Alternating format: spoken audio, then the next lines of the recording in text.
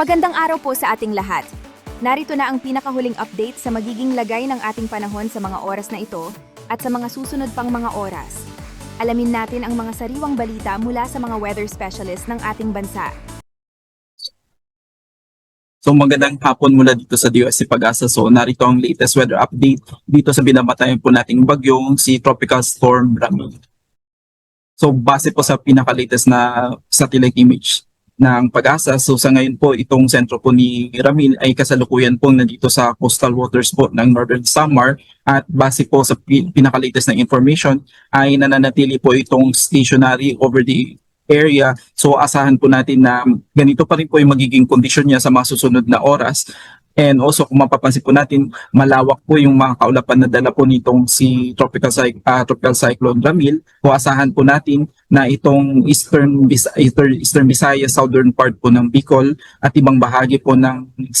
Visayas area ay makakaranas po ng mga malalakas ng pag-ulan na dala po nitong bagyo. And also kung mapapansin po natin, may dala na po itong mga kaulapan dito sa may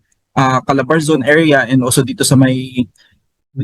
Calabarzon area. So asahan po natin na by this afternoon or mamayang gabi ay magsisimula na po ang mga pag-ulan, particular dito sa may area po ng Calabarzon. Sa ngayon po, ang kanyang sentro as of 1 p.m. is located sa coastal waters ng Lawang, Northern Samar na may maximum sustained winds sa 65 km per hour mula sa sentro at gustiness na umaabot ng 90 km per hour. Kasalukuyan po itong kumikilos westward sa bilis na 25 km per hour.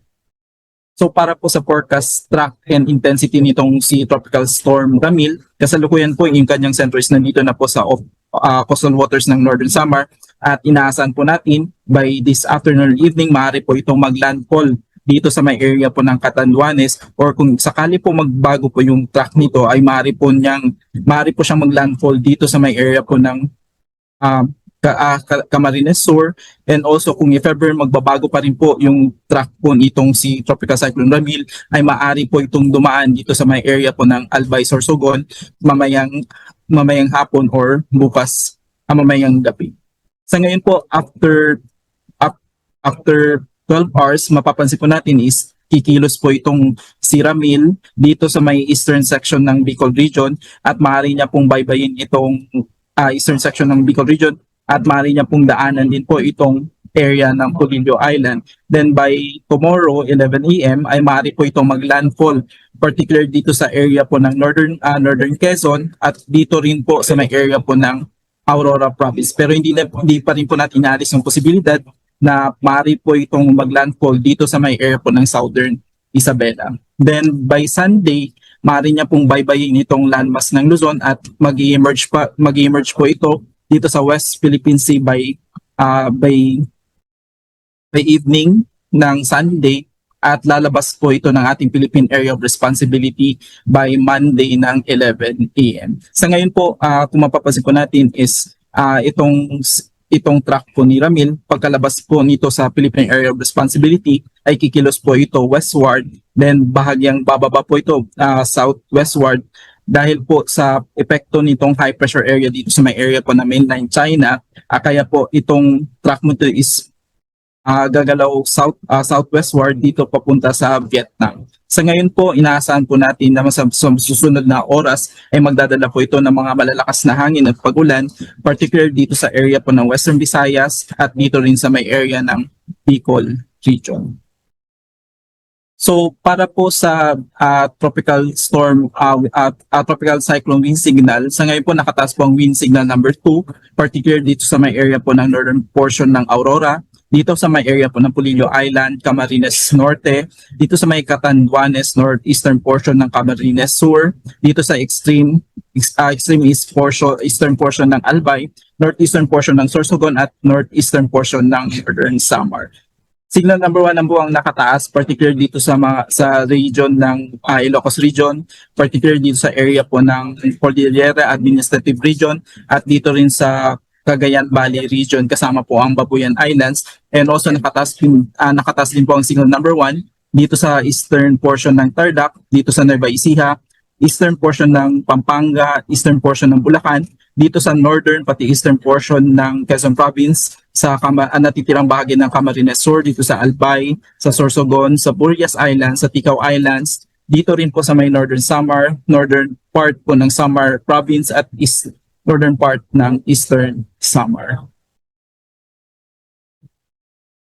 Sa ngayon po is meron po tayong nakataas na weather advisory kung saan dahil po sa epekto nitong si Tropical Cyclone Ramil ay maaari pong makaranas ng 100 to 200 millimeters na pagulan. Itong mga areas po ng Isabela, Aurora, probinsya po ng Quezon, itong Camarines Norte, Camarines Sur, Catanduanes, Albay, Sorsogon, Northern Samar at Eastern Samar habang 50 to 100 millimeters within 24 hours ang maaari pong asahan na pagulan dito sa may area ng Cagayan kasama po ang Babuyan Islands, ito pong Apayao, Abra, Kalinga, Mountain Province, Ifugao, Benguet, Nueva Vizcaya, Quirino, Nueva Ecija, Bulacan, Rizal, kasama po ang Metro Manila, probinsya po ng Laguna, Marinduque, Romblon, Masbate, itong areas po ng Aklan, Capiz, Iloilo, Negros Occidental, probinsya po ng Cebu,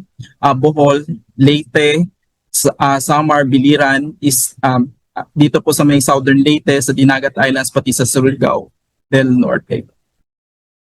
By tomorrow po, in-expect po natin na dahil sa paglayo nitong si Tropical Cyclone Ramil ay maaari na lang po makaranas ng 50 to 100 millimeters sa pagulan within 24 hours ang mga probinsya po ng Ilocos Norte, Ilocos Sur, La Union, Pangasinan, Zambales, Tarlac, Nueva Ecija, Nueva Vizcaya, Benguet, Ifugao, Mountain Province, Kalinga, Abra, Apayao, dito sa Cagayan kasama po ang Batanes at Babuyan Islands, dito sa Isabela, dito sa Quirino, sa Aurora at sa Nueva Ecija. Sa ngayon po, mayroon po tayong nakataas na gale warning dito sa mga probinsya po ng Catanduanes, Camarines Sur, Camarines Norte, kung saan maaari po silang makaranas ng 2.8 to 4.5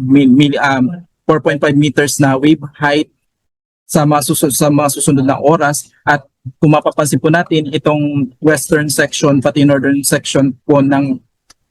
Northern Luzon ay maaari po rin sila makaranas ng 1.5 up to 3.5 millimeters na wave height. Kaya pinapayuhan po natin ang ating mga kababayang mangingisda at may maliliit na sasakyan pandagat na iwasan po ang pagpapalaot ngayong araw at bukas. Sa ngayon po is meron pa rin po tayong nakataas na storm surge warning kung saan maaari po sila makaranas na 1 to 2 meters na wave height within the next 36 hours ang mga exposed localities ng Albay, Aurora, Camarines Norte, Camarines Sur, Catanduanes, Eastern Samar, Ilocos Norte, Ilocos Sur, Isabela, La Union, Marinduque, Masbate, Northern Samar, Pangasinan, Quezon, Romblon, Samar, particularly yung western portion ng Samar Province, itong Sorsogon at probinsya po ng Zambales.